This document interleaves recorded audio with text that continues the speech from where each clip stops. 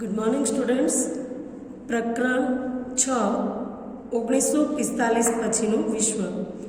ગયા લેક્ચરમાં આપણે જોઈ ગયા કે સોવિયત રશિયા એટલે કે સોવિયત યુનિયનનું વિભાજન એટલે કે વિઘટન કેવી રીતે થયું, અને ત્યારબાદ આપણે એ પણ જોયું કે આંતરરાષ્ટ્રીય ક્ષેત્રે ભારતનું પ્રદાન કેવું છે, એટલે કે ભારતે અન્ય રાષ્ટ્રોને પણ કેવી રીતે મદદ કરી છે, વિશ્વ શાંતિની હિમાયતી કેવી રીતે કરી છે, અન્ય રાષ્ટ્ર વચ્ચેનો સહકાર અને વિશ્વાસ રહે, સમજણભર્યું વાતાવરણ રહે તે માટે પણ ભારતે કેવા પ્રયાસો કર્યા છે તે વિશે આપણે ગયા લેક્ચરમાં જોઈ ગયા.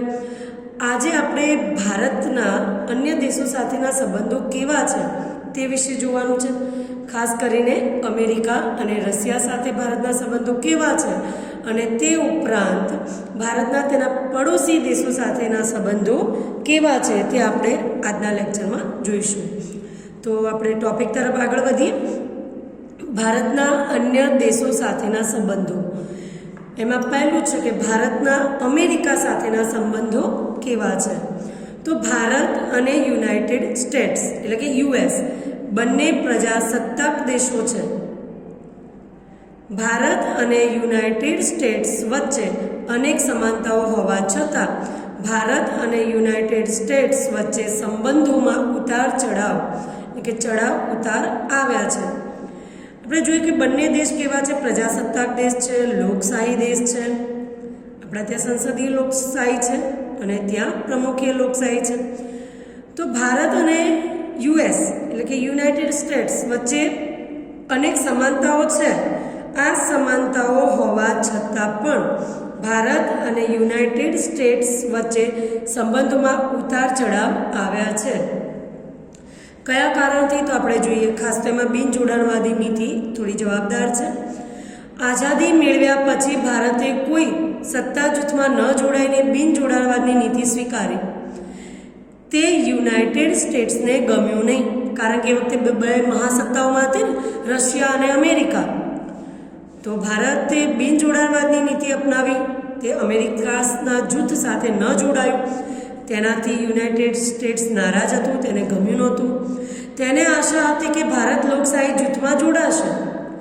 એમને હતું કે ભારત પણ લોકશાહી દેશ છે તો લોકશાહીના જૂથમાં, એટલે કે અમેરિકાને હતું કે પોતાની સાથે જોડાશે. પરંતુ ભારતે કઈ નીતિ અપનાવી? બિનજોડાણવાદની નીતિ અપનાવી. કારણ કે આથી તેણે પોતાની આર્થિક સ્થિતિ વિકાસવાની હતી. ભારતને પોતાની આર્થિક સ્થિતિને સુધારવાની હતી.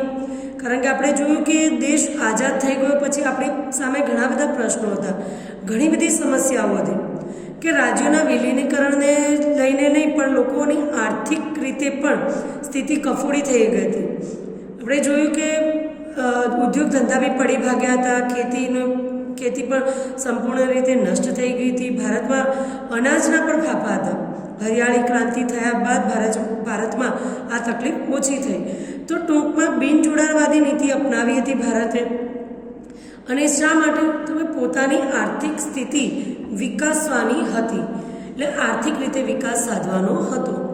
હવે જમ્મુ કાશ્મીરની બાબતમાં પણ યુનાઇટેડ સ્ટેટ્સે પાકિસ્તાનની તરફેણ કરી હતી.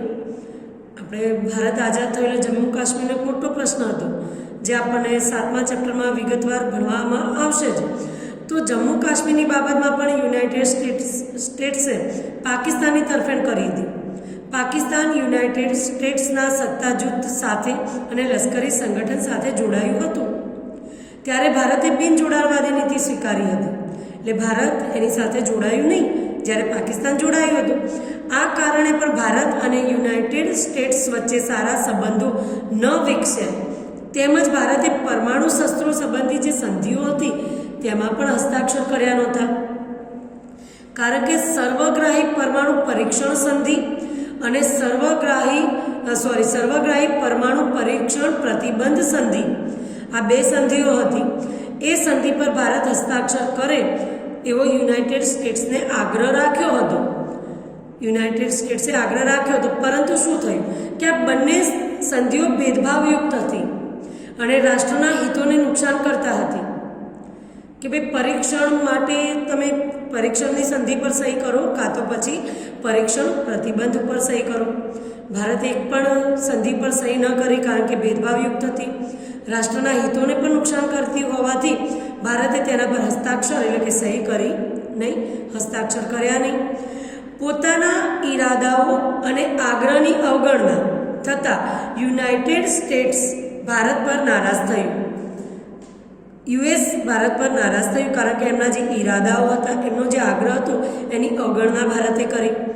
જ્યારે ભારતે પોખરણ એટલે રાજસ્થાન ખાતે સફળ પરમાણુ અખતરો કર્યો 1998માં, ત્યારે અમેરિકાએ એની ગંભીર નોંધ લીધી. તેણે ભારત સામે કેટલાય પ્રતિબંધો મૂક્યા. ભારતે હસ્તાક્ષર કર્યા નહોતા અને જ્યારે રાજસ્થાનમાં એને સફળ પરમાણુ અખતરો કર્યો તો અમેરિકાએ એની નોંધ પણ લીધી. કેટલાય પ્રતિબંધો પણ ભારત પર મૂક્યા. સમય જતાં પ્રતિબંધો હળવા પણ થઈ ગયા. આર્થિક અને ટેકનિકલ ક્ષેત્રમાં ભારતને અમેરિકાની મદદ મળી રહી હતી. એટલે કે આર્થિક અને ટેકનિકલ ક્ષેત્રમાં ભારતને અમેરિકાની મદદ મળી પણ હતી, એટલે મળતી રહી છે, અત્યાર સુધી મળતી રહી છે. વાત કરીએ કે ભાઈ યુનાઇટેડ સ્ટેટ્સના ન્યૂયોર્કના વર્લ્ડ ટ્રેડ સેન્ટર પર 11 સપ્ટેમ્બર 2001ના રોજ થયેલા આતંકવાદી હુમલા પછી બંને દેશો વચ્ચેના સંબંધોમાં સુધાર આવ્યો. કે યુનાઇટેડ સ્ટેટ્સ અને ભારતના સંબંધોમાં સુધાર ક્યારે આવ્યો? તો ક્યારે? 11મી સપ્ટેમ્બર 2001ના રોજ ન્યૂયોર્કના વર્લ્ડ ટ્રેડ સેન્ટર પર જ્યારે આતંકવાદી હુમલો થયો તેના પછી બંને દેશો વચ્ચેના સંબંધોમાં સુધાર આવ્યો છે. ભારતે પણ આર્થિક ક્ષેત્રે પ્રગતિ સાધી છે. એ બાબતનો હવે તે સ્વીકાર કરે છે અને બંને વચ્ચે ગાઢ સંબંધો બંધાય તેવી ઈચ્છા પણ ધરાવતા થયા છે. એટલે ભારતે પણ દિન પ્રતિદિન પ્રગતિ સાધી છે અને હવે બંને વચ્ચે ગાઢ સંબંધો બંધાય તેવી ઈચ્છા પણ ધરાવતા થયા છે બંને દેશો. સપ્ટેમ્બર 2014 અને 2015માં ભારતના વડાપ્રધાન નરેન્દ્ર મોદી અમેરિકાની મુલાકાતે ગયા હતા અને સંયુક્ત રાષ્ટ્રોની મહાસભાને પણ સંબોધી હતી. આપણે આ જાણીએ છીએ કે ભાઈ સપ્ટેમ્બર 2014 અને 2015માં ભારતના વડાપ્રધાન નરેન્દ્ર મોદી અમેરિકાની મુલાકાતે ગયા પણ હતા અને સંયુક્ત રાષ્ટ્રોની જે મહાસભા છે એને પણ તેમણે સંબોધી હતી. યુનાઇટેડ સ્ટેટ્સ અમેરિકાના પ્રમુખ બરાક ઓબામાએ 26મી જાન્યુઆરી 2015ના રોજ ભારતના 66મા પ્રજાસત્તાક એટલે કે ગણતંત્ર દિવસેના સમારોહમાં મુખ્ય મહેમાન બની ભારતની મુલાકાત લીધી હતી. પ્રશ્ન આવી શકે કે યુનાઇટેડ સ્ટેટ્સના પ્રમુખ બરાક ઓબામાએ ભારતની મુલાકાત ક્યારે લીધી હતી અને એ પ્રજાસત્તાકનો દિન એ કયો પ્રજાસત્તાકનો દિન હતો? તો 66મો પ્રજાસત્તાક દિન હતો. અને યુનાઇટેડ સ્ટેટ્સના અમેરિકાના પ્રમુખ બરાક ઓબામાએ ક્યારે મુલાકાત લીધી? 26મી જાન્યુઆરી 2015માં. ભારતીય ગણતંત્ર દિવસમાં ભાગ લેનારા તેઓ અમેરિકાના પ્રથમ પ્રમુખ હતા. આ પણ બાબતને ધ્યાનમાં લેવી જરૂરી છે. આમ ભારત અને અમેરિકાના સંબંધો સુમેળભર્યા થઈ રહ્યા છે. આતંકવાદના પ્રશ્ને બંને રાષ્ટ્રોના વડાઓ ચિંતિત છે અને આતંકવાદનો જે પ્રશ્ન છે એ ખૂબ જ મોટી સમસ્યા છે. ધોરણ 10માં તમારે એના વિશે થોડું વિગતથી ભણવામાં આવશે, આતંકવાદ વિશે. તો એ સમસ્યાઓને લઈને પણ બંને રાષ્ટ્રોના વડાઓ ચિંતિત છે, ચિંતા કરી રહ્યા છે. હવે આપણે આ જોયું કે અમેરિકાના સંબંધો ભારત સાથે કેવા હતા. હવે આપણે જોઈશું કે ભારત અને સોવિયત યુનિયન એટલે કે રશિયા વચ્ચેના સંબંધો કેવા છે. ભારતમાં ભારે ઉદ્યોગો સ્થાપવામાં, સંરક્ષણ ક્ષેત્રે સજ્જ થવામાં રશિયાએ આર્થિક અને તકનીકી મદદ કરી છે. એટલે કે ભારતમાં મોટા મોટા ઉદ્યોગો સ્થાપવા માટે, સંરક્ષણના ક્ષેત્રે સજ્જ થવા, મજબૂત થવા, તૈયાર થવા માટે સોવિયત રશિયાએ આર્થિક અને તકનીકી મદદ કરી છે. કાશ્મીરના પ્રશ્નમાં સોવિયત યુનિયને ભારતનો પક્ષ લીધો હતો. સંયુક્ત રાષ્ટ્રોની સલામતી સમિતિમાં કાશ્મીરના મુદ્દે ભારતના વિરુદ્ધ ઠરાવ પસાર ન થાય તે માટે તેણે એટલે કે રશિયાએ ઘણીવાર વીટો સત્તાનો ઉપયોગ કર્યો છે. કાશ્મીર પક્ષે વૈશ્વિક સ્તર પર ભારતના મતનું સમર્થન પણ કર્યું છે. એટલે કે સમગ્ર વિશ્વની સામે કાશ્મીરના પ્રશ્નમાં રશિયાએ હંમેશા ભારતનું સમર્થન કર્યું છે. આમ રશિયા અને ભારત વચ્ચે ગાઢ મૈત્રીભર્યા સંબંધો રહ્યા છે.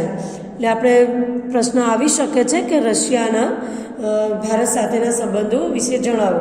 આ જે ભારતના જે પડોશી દેશો સાથેના સંબંધો છે કે રશિયા સાથેના સંબંધો છે, તો આ બધાના જે પ્રશ્નો છે આવી શકે છે. વિસ્તારથી પણ આવી શકે છે કે ભારતના અમેરિકા અને રશિયા સાથેના સંબંધ જણાવો તો વિસ્તારપૂર્વક થઈ જાય છે.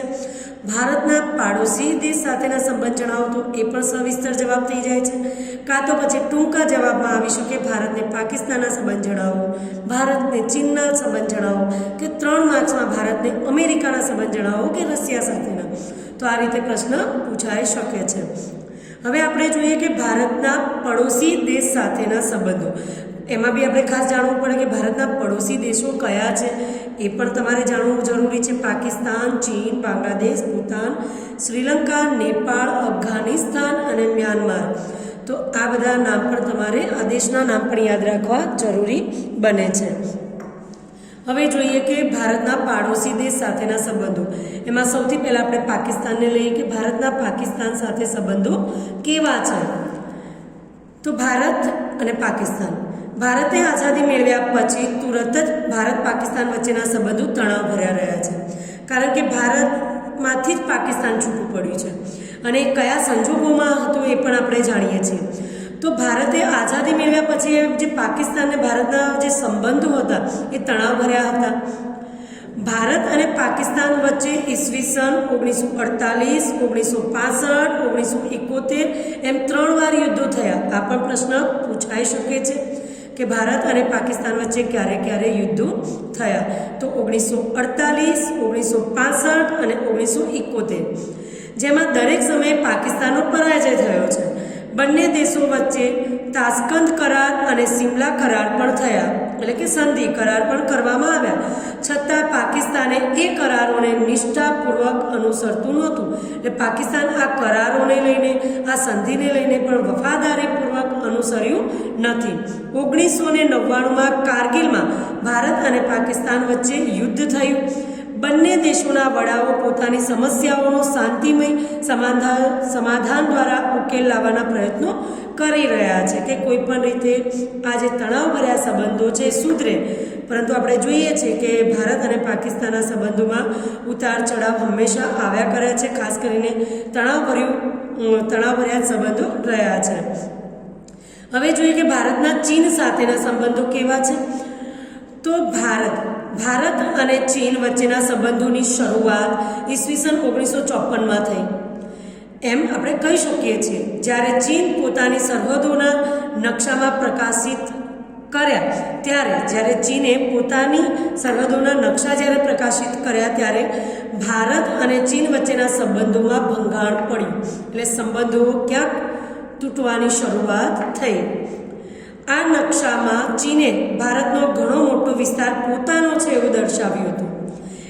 ચીને જ્યારે પોતાની સરહદોના નકશા પ્રકાશિત કર્યા ત્યારે એ નકશાઓમાં ભારતનો ઘણો બધો એવો વિસ્તાર ચીને દર્શાવ્યું કે તે પોતાનો છે. તો તેથી ભારતે તેનો સખત વિરોધ કર્યો. ભારત અને ચીન વચ્ચેની સરહદ દર્શાવતી મેકમોહન રેખાનો ચીને અસ્વીકાર કર્યો. જે મેકમોહન રેખા હતી, જે ભારત અને ચીન વચ્ચેની સરહદ દર્શાવતી રેખા હતી, તો એ રેખાનો ચીને અસ્વીકાર કર્યો. બંને દેશો વચ્ચે મતભેદ ઊભા થયા. ચીને ભારત પર આક્રમણ કર્યું. ક્યારે? 1962માં. જે પ્રદેશો એણે પોતાના પ્રદેશો તરીકે દર્શાવ્યા હતા એના પર કબજો મેળવ્યો. ભારતે સરહદોનું રક્ષણ કરવા લશ્કર મોકલ્યું. ચીને એકતરફી યુદ્ધ વિરામ જાહેર કર્યો અને એ રીતે યુદ્ધનો અંત આવ્યો. આ પ્રશ્નને ઉકેલવા માટે મંત્રણાઓ યોજાય છે, પરંતુ કોઈ સમાધાન થઈ શક્યું નથી.